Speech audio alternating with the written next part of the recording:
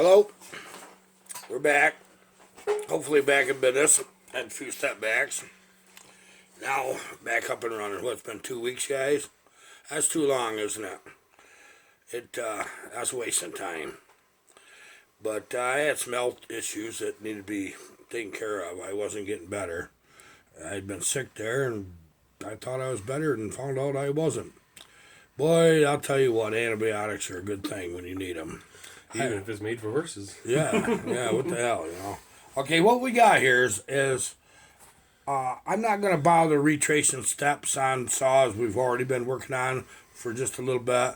But what I did want to do is get into the tutorial side of maintaining your saw. And we actually ended up with a nice one coming in. It's my nephew's. He dropped it off, I think, a week ago. And see what I can do with it. It's a little 025 steel. It's a good representation of a smaller firewood saw. Apparently, this is one of them saws that sit 10 months a year. And with the gas in them, you know how that goes. And you do that for 10 years. And next thing you know, they don't run right. So, we're going to do some troubleshooting and see. We'll probably do a few things. Let's use this as a little nice example of being able to work on your own saw like you've never done it before. Okay, so the first thing I actually have to do, because they're always dirty, just because they're being used, is we got to blow this little sucker out.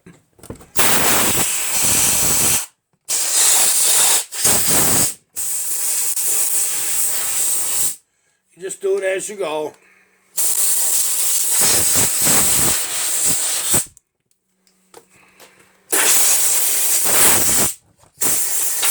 And I'll tell you another thing is if you're fixing your buddy's saw or something and send that back to him clean, he'll be more impressed than the work you done. It's human nature, it's the way it is. Okay. I wonder if we should hot rod one of these. I don't think he'd mind. That'd be funny, wouldn't it? Take your bar nuts off. No, they were just right tight. We'll go through the explanations of what's what with this little booger here. Boy, tiny little saws, aren't they? This little bitty chain. I missed you guys. Hopefully we don't get any more setbacks. We don't need them. About when you get old, you get them. Interesting. This Thursday, I'll be 60, right on the money. Blow your covers off.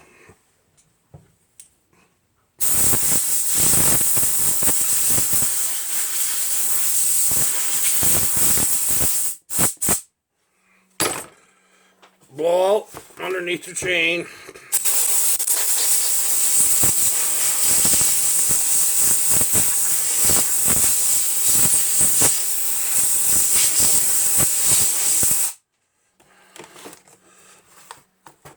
This particular saw has a different type of drive sprocket. Quite honestly, it's an external, but it's not removable. I'll show you what I'm talking about. When you see them built like this, it's not a rim sprocket. That's all part of the clutch drum. A little food for thought: when you have to replace that drive, just get the upgrade, go to the rim sprocket style. Here, let's grab one of them rim sprockets and show them what I'm talking about. Yeah, cute little chain, cute little bar. Okay, this has to be an 8-tooth, but that's the rim. So you know when you've seen the teeth, that's that style, you have to replace that whole drum anyway. Just get a drum that accepts one of these. You know, you're better off. So there's one little tip. Maybe we can do this after all. Maybe this is going to work. Okay, now that I got the bar off, I blow a little further.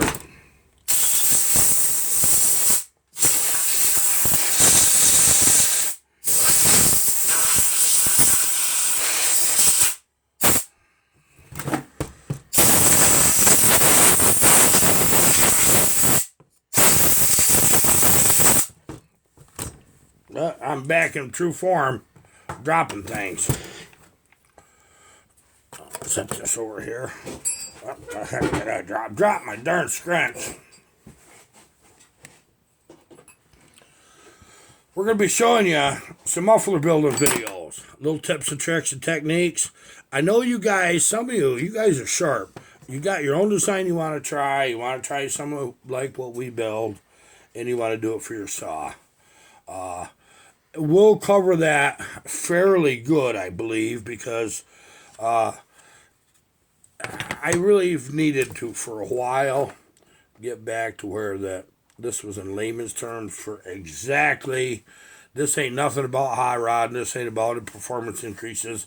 It's about bringing the factory performance back to where it should be. That's what it is with this saw.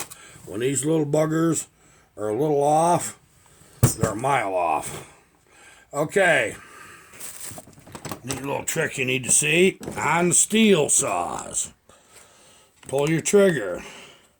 Set your choke. Release. Before you take your air cleaner off. And I'm going to show you why. You don't get debris and sawdust down the air horn. These are a little different than the normal steel. You know, the bigger steels have the big filter. When you pull that filter off, if you don't set that choke, it all falls down the saw. Well, some will dribble down there and you just pull it up. But with this style filter, it's just a little bit different. So, what we really need to do is just see what this thing's all about. It's, boy, a cute little guy.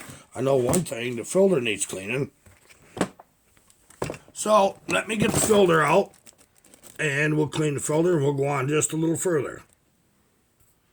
I'll show you how I blow filters out, any of them. A lot of times you'll see a lot of sawdust on the outside. From a little bit of a distance, I'll just kind of get that off. But blow from the inside. Clean it from the inside. And that right there, instead of impacting the filter harder with sawdust, you're getting it to release.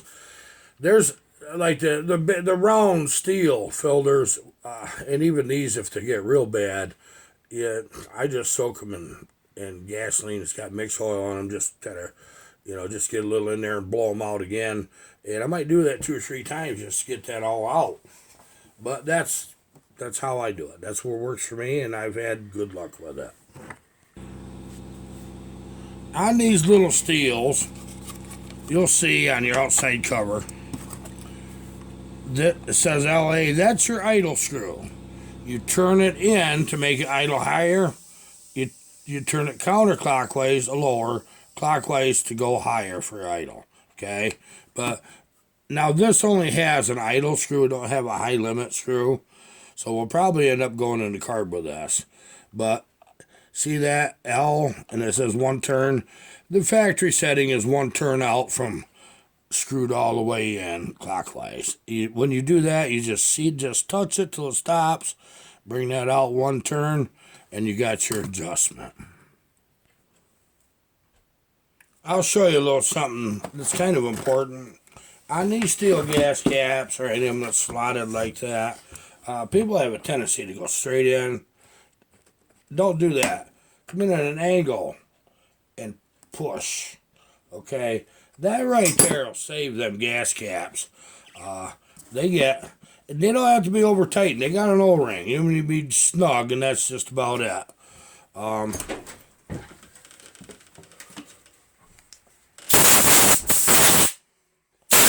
The next part that's kind of important cleaning periodically, depends on how much you use the saw, is get your starter cover off. What we're going to do is make sure that the drive's good, and most importantly, get the dirt out of there. Your air to cool your engine is sucked in this grate, okay? So when that's filthy in there, you're not cooling your saw like you used to. That's something that's important to do. So we'll do this real quick.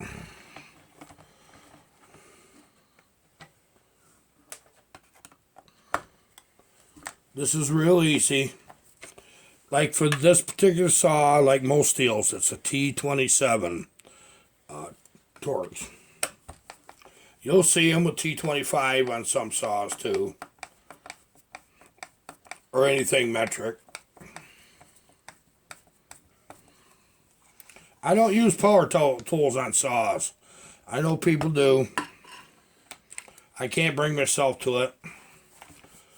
Maybe I should someday, but I'm going to tell you, I don't strip screws out, and I'm not going to about to now. The craziest thing you can do is use a battery drill or impact on these. In my eyes, you do what you want. You own it. But it's... You get the feel for the thread, you know. I can always tell when somebody takes your saws apart with power tools, because I got about a third of the bolt holes I got to fix, and they're not easy sometimes. I do have a few tricks, which we'll get into that at a later date. It's 2021, guys. Let's make it a good year. It's not going to happen by itself. We got to make it a good year. We got a lot on the go right now. Everybody does. Let's get through that.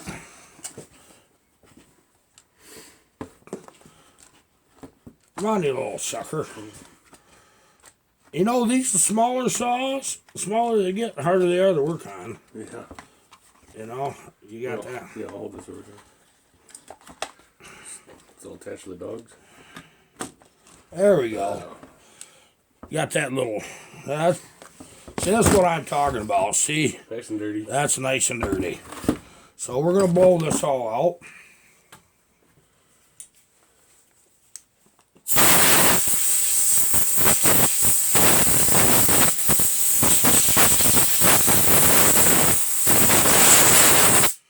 It's oily and dirty both.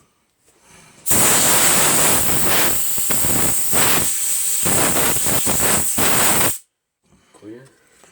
Okay. Right here in these, they have just one dog. See that little dog? It when you pull that, see how that comes out? See that? It just boom. If it would have had a second dog, it'd have been right here, and it would have done the same thing. Pull that up and inspect that dog. This one happens because you'll see big chips or grooves out of that. If you see that and it's still working, get to your saw shop or order online a couple of them plastic dogs. This is a failure point in the steel. Now, when that dog comes out, that grabs right a hold of these points right here, wherever it comes up, and makes the flywheel spin. Now, the flywheel is what draws air through your screen here and around your motor. And you probably noticed this motor really has a lot of gunk around it. And we're going to blow it out good.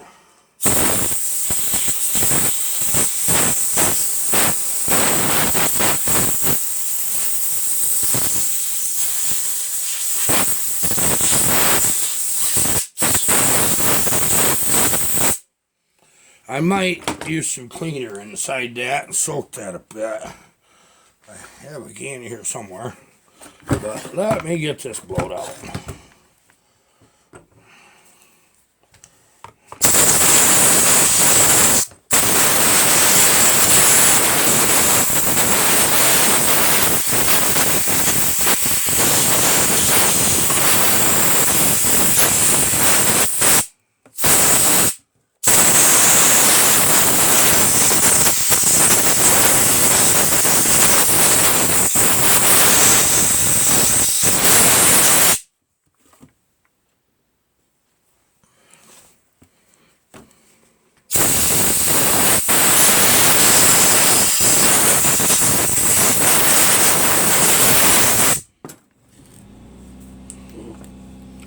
These don't have to be clean enough to eat off of, but what you're doing is you're making sure that on your cylinder fins, they get packed full, and it's generally right here on this side.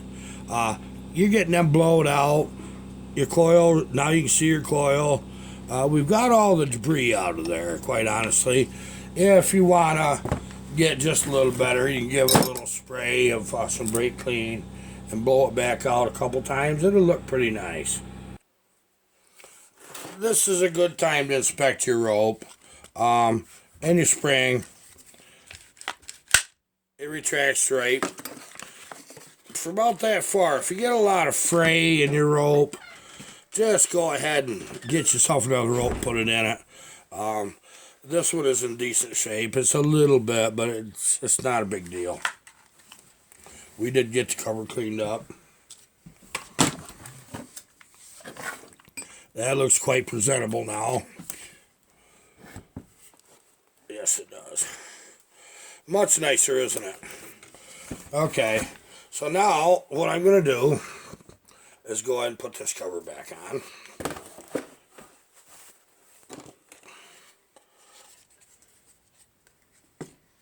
Let me get that just a little better right here. You don't have to break them all the way down generally. Just periodically clean that junk out of that cylinder. It gets looking pretty grody, trust me. And make sure these fins are clear. You know, you can see through them now. But you couldn't part of them.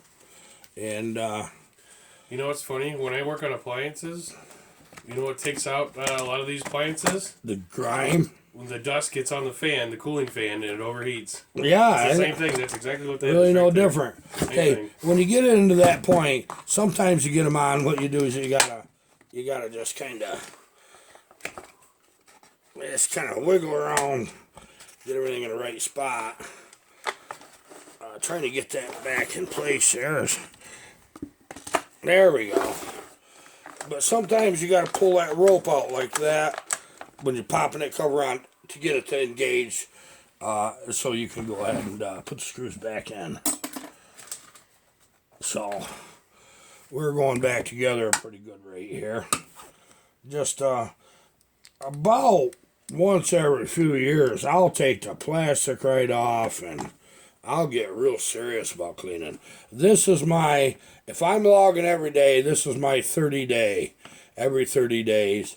Or if it's been real dusty, it'll be every 2 weeks I do this.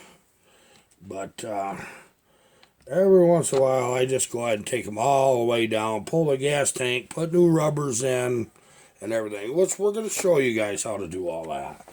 Get all your screws started back in. Make sure you know which holes your screws went in the first place. That helps you a lot. In this saw, they're all the same, but they're not always. So when you're doing this getting into taking care of your equipment, the best thing you do is every time you pull a screw out, see if it's different than the last one. And you will find them that are. You really will. I'm looking for nice builds coming up here. We have to finish what we started, which I'm doing that behind the camera on a lot of that. Because I do want to get this series going pretty good. And, well, I didn't want that one, did I? I'll use this one instead. It's longer, it's better for smaller saws. Just bring them all up where they're just touching. Just like that.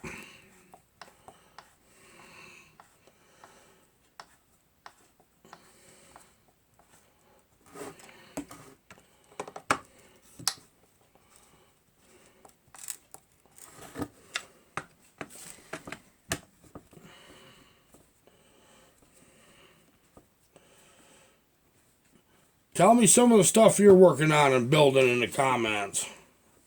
I really enjoy it. I answer as many of them as I can, but We do go back and look through some of the older ones too every once in a little while. So if you didn't get the comment right on the first or second day or whatever, we'll see it eventually. yeah, I read them in the first, second day, third day. Comments do pop up, so when I see new ones, I every day I check them on a video for about a week. That's what I do. Okay, now we're back together at that point right there. So that's kind of nice. This one here is an interesting one because to pull the plug, you have to pull the air cleaner off. I'm not going to pull that plug just a second because I want to see if this little joker will start and run.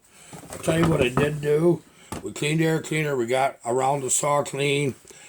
I verified that my low jet is one turn out. I turned it in clockwise till it just touched and turned it exactly one turn out on the factory setting. And I'm going to give this a little shot. I got to get some gas in this, so we'll take care of that and we'll see if this will start. This is a nice time to check the condition of your fuel line. Right here is the fuel line in this one.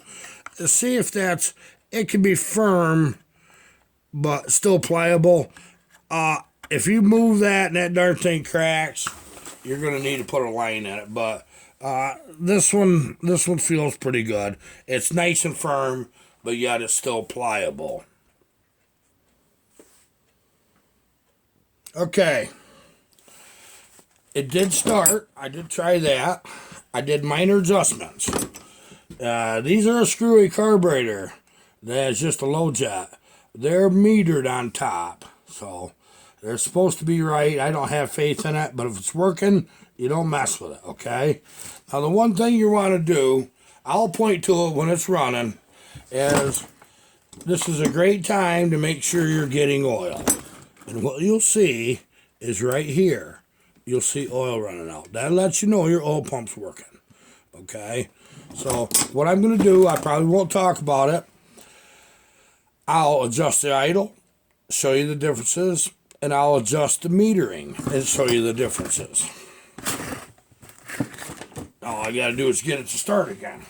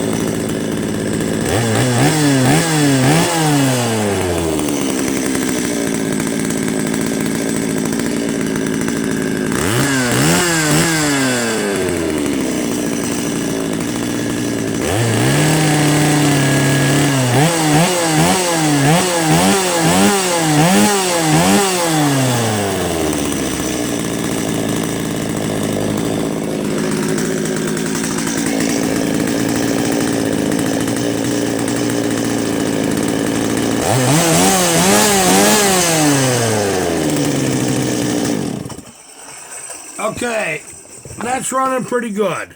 That's as far as I go on a bench. I get it where when you get it cleaned out, work your throttle a bit, then it goes ahead and cleans out. It'll sit there and idle. You flip it upside down.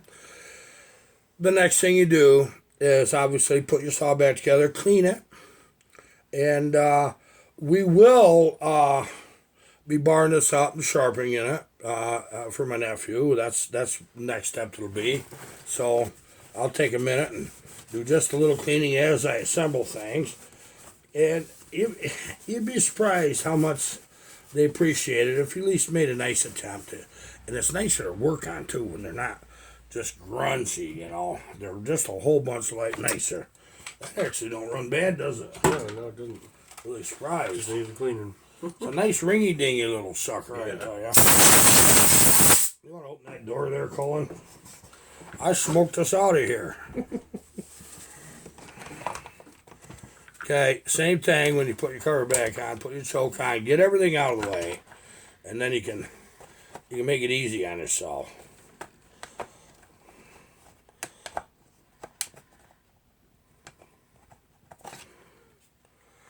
They got that little tab thing. It's a quarter turn lock. It's just a quarter turn. You know, I'm telling you, these small saws, if any of them's going to give you fits, it's these little suckers. I swear to God. Okay. Try to do this right. There we go. I think we're getting somewhere. I'm going to have to go get a little kid to help me put this cover back on. I don't seem to... It's this tab right here. It's on top of it like it's supposed to. Yep. There we go. I didn't shove it in hard enough. What I was just fighting with, guys, is the knob on this. It's you look at it, it's just a rectangle piece of plastic with a rectangle hole it goes in. You gotta shove real hard and then turn it, and then just quarter turn lock. That's all it is. Now, one thing that's kind of concerning on this one is it's too quiet. We don't like quiet. Actually, what I'm concerned with is I don't think it's getting enough exhaust gases out, quite honestly. I think something should be done about that, and I might just tear into that right now. Okay, nice little surprise for you. I'm going to tell you, I know the exhaust does not come out of this little saw good. We are going to make a video how to modify my stock muffler for performance. Okay, we're going to do that. And we're going to do that tomorrow.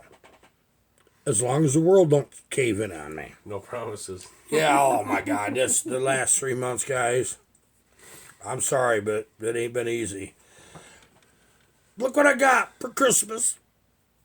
I can't believe it. Eastwing makes this killer. I mean, killer hand axe. It's really too big to be called a hatchet. That's got Viking Road all over it. Oh, yeah. I bet I don't ever have a problem with that head coming off. I love the profile. I swatted a few things with it. Blocks of wood. Nice big. Here, I'll hold the saw up. Which is bigger? You get the idea? These are about $30. And it already comes with the sheath. I wonder if I can throw this. Give it a shot. Look at a wall right there. No, I'm not going to throw it in on. here. Wreck my darn wall. We'll go find something. It just won't be today. That'll be coming up. I wouldn't break it. I love this thing. You know what I like about it? I actually like how it feels. I really do, you know. I love how this thing feels. What a freaking tool. Okay, I know, say Estwing. No, we've always said Eastwing. We call them Eastwing. It truly is Estwing.